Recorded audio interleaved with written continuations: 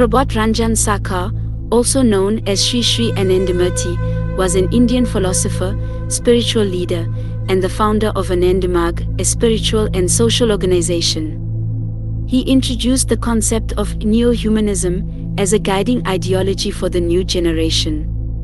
What are the key principles and characteristics of an ideology suitable for the needs and aspirations of the new generation, and how does it address the unique challenges and opportunities they face in today's world?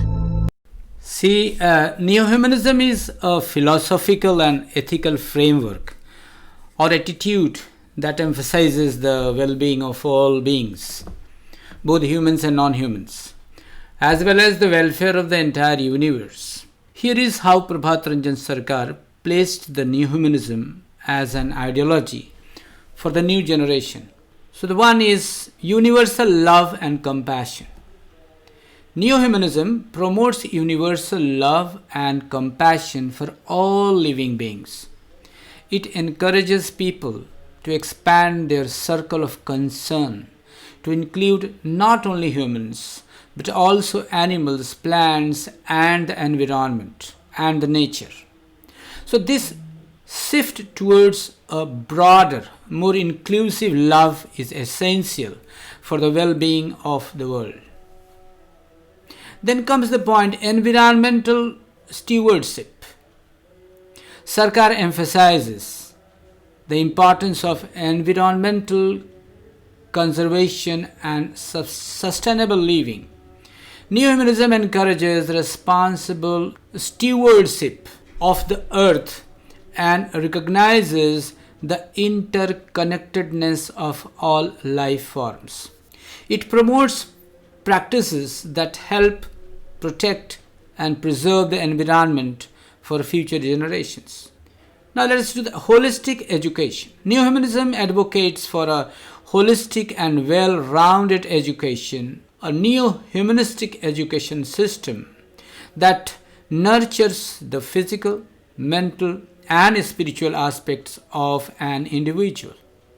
It aims to produce well-balanced individuals who are not only academically proficient but also compassionate, empathetic, and socially responsible. Social equality and justice. Prabhat Ranjan Sarkar's ideology highlights the importance of social equality, justice, and elimination of discrimination and exploitation. Neo-Humanism calls for a society where all individuals are treated with dignity and respect, regardless of their socio-economic status, gender, race, or other factors. Now come to the economic justice. Neo-Humanism promotes an ecosystem that ensures the fair distribution of resources and wealth.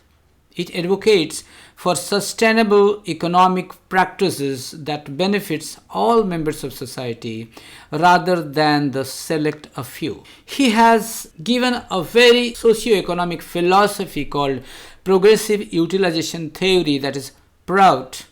Though PROUT is against all kind of exploitation, but priority it gives the economic exploitation, because the very existence of the people is at stake because of economic exploitation. Spiritual development. While emphasizing the material and social aspect of life, Neo-Humanism also encourages spiritual development. Sarkar believed that spiritual growth is essential for inner peace and personal fulfillment, which in turn contribute to the well-being of society as a whole.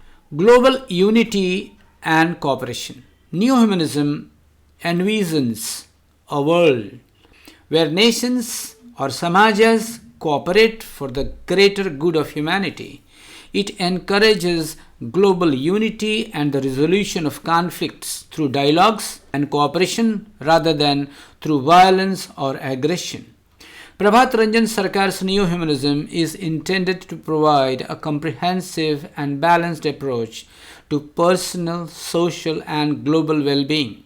Neo-Humanism, along with PROUT, continues to inspire individuals and organizations to work towards a more equitable, sustainable, and harmonious world. As you explained, Neo-Humanism is a philosophical and ethical framework that emphasizes the well-being of all beings, both human and non-human, as well as the welfare of the entire universe. My question is, does anywhere Prabhat Ranjan Saka place Neo-Humanism as an ideology for the new generation? Yes, while delivering a series of lectures on liberation of intellect, Neo-Humanism, one of his specific discourse was on an ideology for a new generation. He explains saying that the supreme functional entity, that is Prakriti, carries on its work according to a particular system, and this system is what we call nature. The system follows a general stream, but in some case, in the path of its movement, some abnormality is expressed, although not much. However, this abnormality is not beyond the rule of nature either. It is also an accepted law of nature. That is, it is also natural. No one will ever consider any deviation from the general stream to be a deviation from natural law. Rather, deviation is also accepted as a law of nature. Now, human intellect, wisdom, power of recollection, and contemplation all move along the mainstream. The minor expression of abnormality, of which I was just speaking, is also a natural expression in the process of its movement.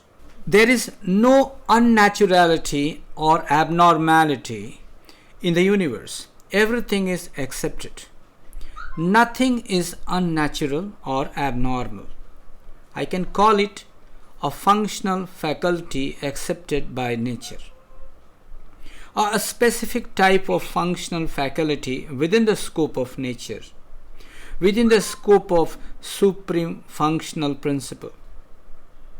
All the expressions we notice in plant structures, in animal structures, and in human structures are sometimes advancing less, sometimes more than the mainstream. When a benevolent activity is performed in the universe by a certain structure, we call that structure a genius. We call it a beautiful structure. It will be blissful in human structure, good in animal structure, or remarkable in plant structure. Conversely, when a structure is engaged in destructive activity, then we call that structure demonic in human structure, bad in animal structure, or notorious in plant structure.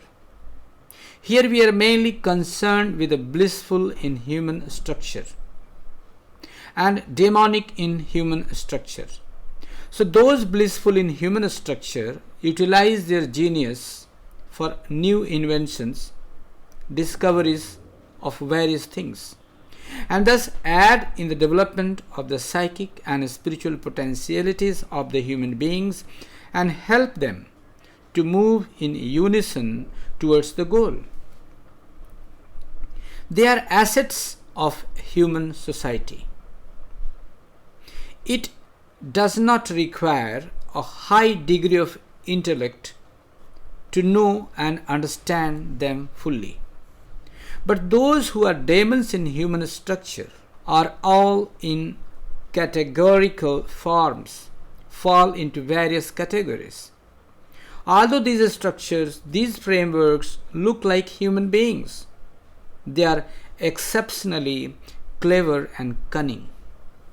By inculcating various sentiments, they misguide not only thousands, but millions of people to the path of benevolence, just for some petty social status or other temptations.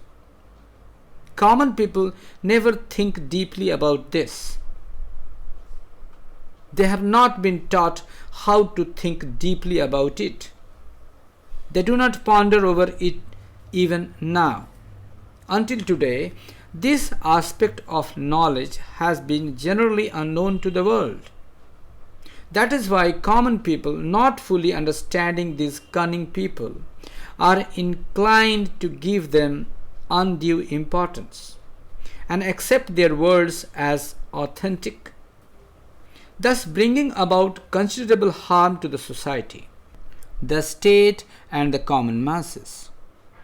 Simple, ignorant people do not realize that they themselves are being harmed, or that they, being misguided by those clever people, are harming others. What these selfish people do is inflate the petty innate geo-sentiment or socio-sentiments of people, take them into their fold, and guide them in any way they like. For instance, a certain leader of a country may inflate the geo-sentiment of his people. But when that geo-sentiment is aroused, those clever people may become fearful. Because, as a rule, when the geo-sentiment is aroused, the geopolitical sentiment will also arise, and the matter will not necessarily end there. Along with geopolitical sentiment, geoeconomic sentiment may also arise. So the people may think simultaneously of economic liberty along with political freedom. So this is a knotty problem for the self-seeking politicians. The cunning leaders merely want to utilize the geopolitical sentiment to attain geopolitical liberation for the people. But if people are conscious about economic liberation, even before attaining geopolitical liberation, that will really pose a great problem for the selfish leaders. They will think it is not easy to provide 2 common meals a day to the hungry and will clad millions of this country, much less delicacies and dainties like ours. It will be necessary to replace the existing exploitative structure with a new one. And then what will be gained by obtaining political liberation? They may think deeply about these things, but the common people cannot understand anything at all. The clever leaders, analyzing the whole situation, think that before the geo-sentiment rises too high, they should come to a secret understanding with the rulers and attain the transference of political power peacefully. Then, in the case of peaceful transference of political power, there will be no necessity to raise the political sentiment to the highest pitch. Political powers will come automatically to those ambitious politicians. And once they are in the political power, they will certainly the same exploitative machinery. The only difference will be that the white rulers will have been replaced by black rulers, and they will proclaim to the masses, "We have attained political liberty." They will silence the voices of the people by telling them, no, things like this, that is economic liberation, should not be uttered. It is a crime to speak like this at the present time. It is not possible to identify these human chameleons by their outward appearances, but actually how dangerous these people are. They are veritable demons in human framework. Now, according to the natural law, no truth is suppressed forever. It must come to light someday. It comes out indirectly from the sinners' mouths. One of the characteristics of the human psychology is this. Though one may try to keep a secret, saying, "I will not disclose it, I will not reveal it, no, I will not divulge it," one day in an unguarded moment, it will surely come out of one's mouth. It is often found that gentleman has managed to keep a secret to himself. But the same person, after drinking a bottle of wine, reveals everything in his drunken state. I know a leader of a certain religious community who is his normal mood used to speak little, but in an abnormal mood, that is after drinking some liquor, he would say openly before me, I don't believe in casteism. The community he belonged to did not support idol worship and casteism, but did believe in ritual sacrifices. But I will certainly marry my son and daughters within my own caste caste. I do not believe in so-called gods and goddesses, but since I cannot find a suitable husband for my daughter, I certainly worship Lord Satyanarayana as an idol. He revealed everything under the spell of liquor. Thus the truth is always revealed in an unguarded moment. It never remains suppressed. So those people who I have called human chameleons, before the truth finally comes out, will have recourse to some new means of hoodwinking the people. They will switch over to a sentiment different from one which they were previously using to pursue their self-interest at the expense of the people's interest. Now, in switching over to a new sentiment, one needs a little cunning. This switch over is called metamorphosed sentimental strategy. That is, a person discovers that the sentimental strategy which he or she previously used to misguide innumerable people is about to be detected. So the people are forming a bad opinion about my real nature. So he or she decide to exploit another sentiment just to save his or her own prestige. And that too very quickly, because any more delay means further loss of prestige. So this act of shifting to a new sentiment may be from communalism to nationalism, or from nationalism to communism. This metamorphosis of sentiment is called metamorphosed sentimental strategy. So these people are indeed experts in changing their sentimental strategies. Suppose a party, maybe a social, political, economic, or whatever it complexes, divided into several factions, and each faction is utilizing a different sentiment from the other.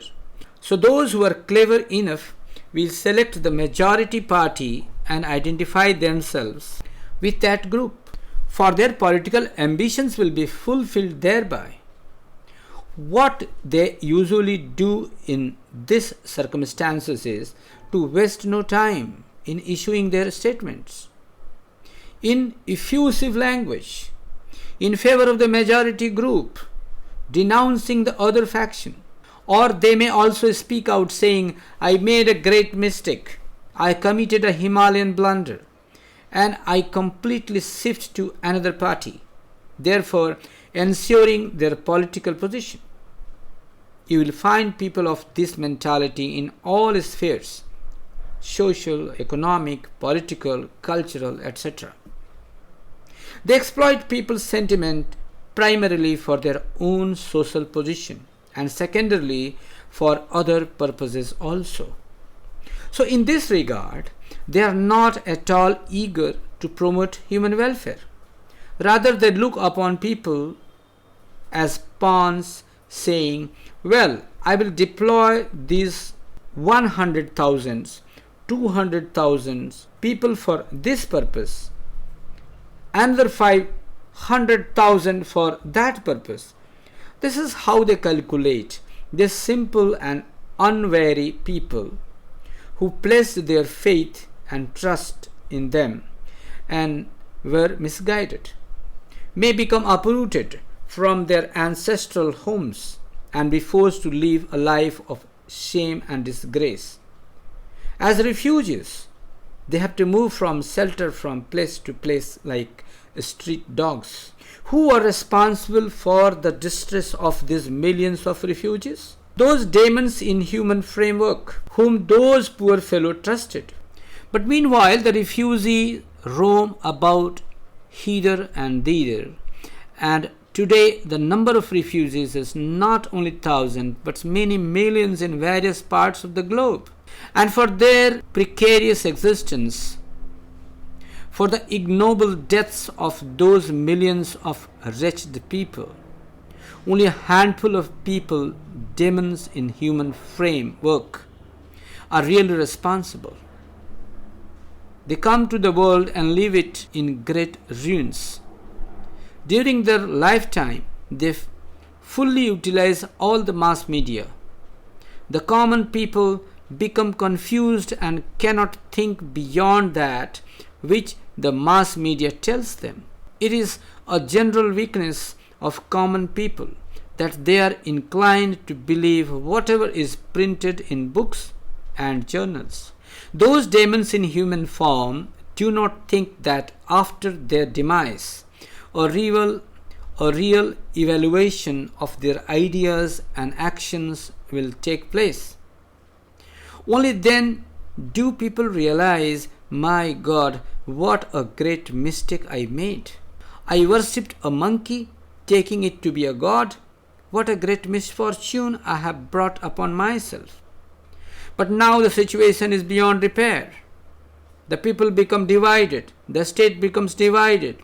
Psychic barriers are erected between groups of people. The collective progress of humanity is totally impaired.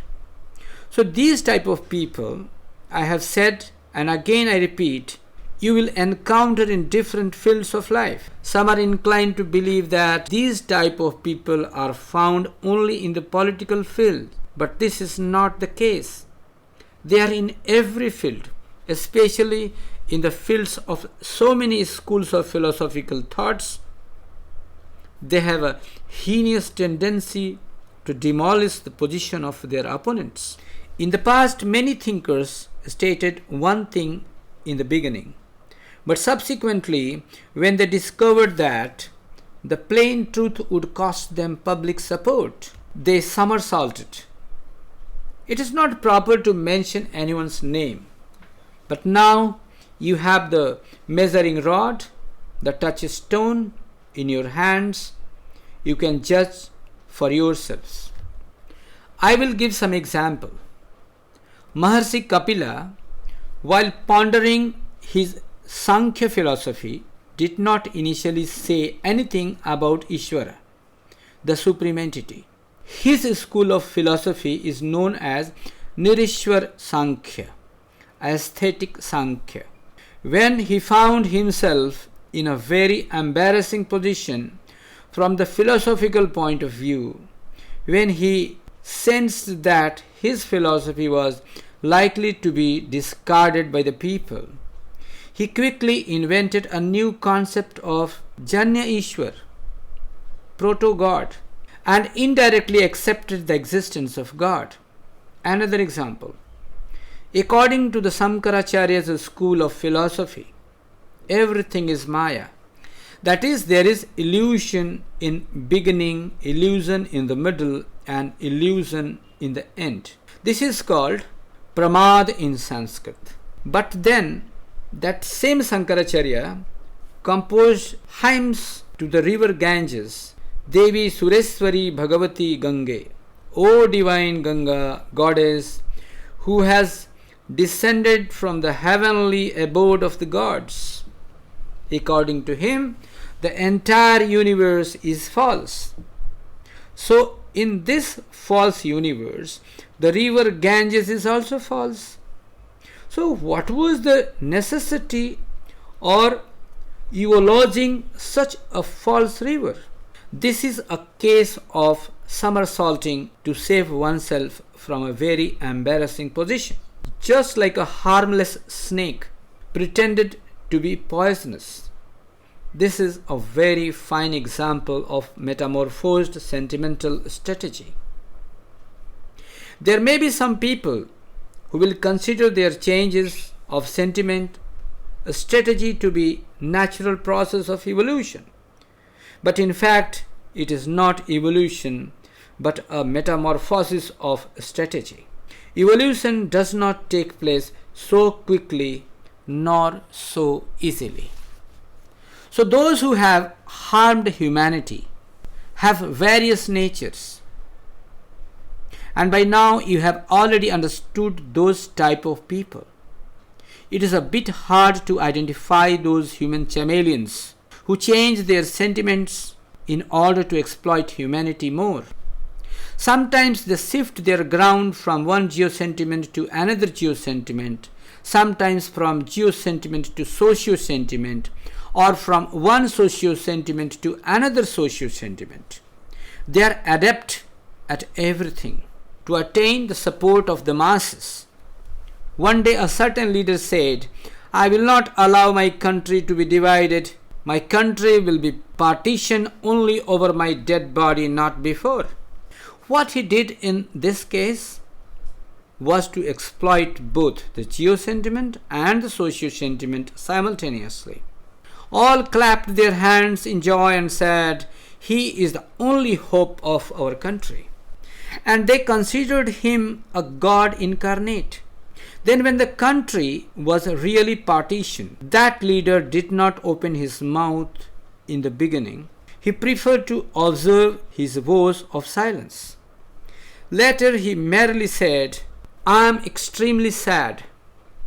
I am with the people." This is nothing but metamorphosed sentimental strategy. You must clearly recognize those people who adopt such a strategy.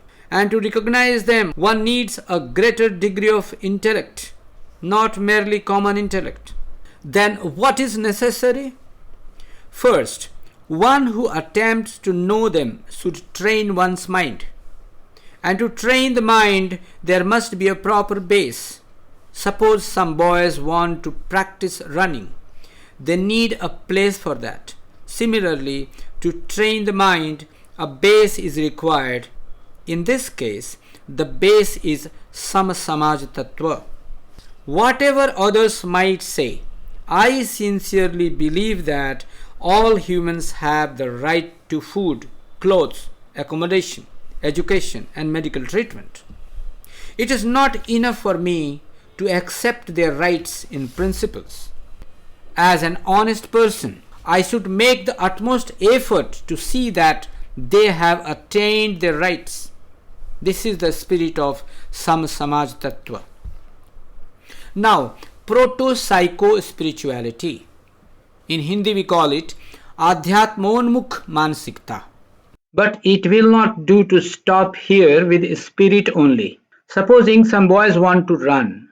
If they simply stand still on a hard earth, will that be considered running? They will have to actually run. So this running, this forward movement is known as Proto-Psycho-Spirituality. What happens through this Proto-Psycho-Spirituality? When a person is guided by it to think in a particular way and sees that one's own benevolent mode of thinking is not reflected in other people's activities, then that person can easily realize their true nature. So those who practice this proto-psycho-spirituality can easily recognize those demons in human framework. Then after realizing them, it is their duty to expose them to others also, to make people understand that they are repeatedly harming human society. It is not enough for one to personally unmask them. One must open the eyes of others also. Only in this way can the well-being of the world be promoted. Thus, it will not be sufficient to lie peacefully in wait, like goody-goodies in isolated ivory towers. One will have to spread one's wing and soar high into the blue firmament. So this proto-psycho-spirituality is a dynamic force. When the group of boys run in the field, their movement is the main factor. If they lose their mobility and sit down on the ground, that will not be considered running. It will only encourage the psychology of lethargy. So this universe of ours, as you know, is circumrotarian, that is, rotating around its own nucleus. Nothing is outside the circumference. So it is not necessary to search for its nucleus outside. One need not run about in search of the nave, the hub, the nucleus. The hub of this circumrotarian universe is the hub of the individual also. So this circumrotarian universe is controlled by one center both collectively and on a unitary basis. Thus each and every grain of dust, each and every blade of grass, all are being equally controlled by that supreme hub.